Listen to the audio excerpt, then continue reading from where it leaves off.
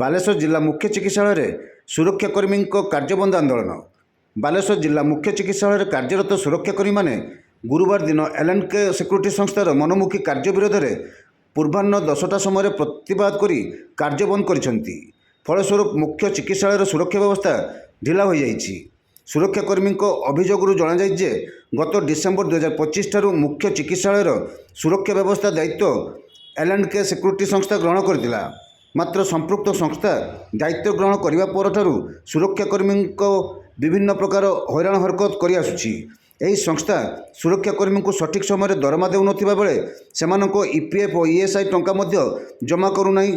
ଅଭିଯୋଗ କଲେ ଚାକିରିରୁ ଛଟେଇ କରିଦେବାର ଧମକ ଦେଉଛି ସଂସ୍ଥା। ବାଧ୍ୟ ହୋଇ ସୁରକ୍ଷାକର୍ମୀମାନେ ଗୁରୁବାର ଦିନ କାର୍ଯ୍ୟ ବନ୍ଦ କରିଛନ୍ତି ବୋଲି ଆଲୋକନାଥ, କବିତା ପ୍ରଧାନ ପ୍ରମୁଖ ସୁରକ୍ଷାକର୍ମୀମାନେ ଗଣମାଧ୍ୟମକୁ ସୂଚନା ଦେଇଛନ୍ତି। एल&के सिक्यूरिटी सर्विस काम करे असुविधा ये एल&के नाला कतुर दीर्घ 6 मास डिसेम्बर डिसेम्बर आज पर्यंत ईपीएफ पैसा 3 मास बहुत कम देती।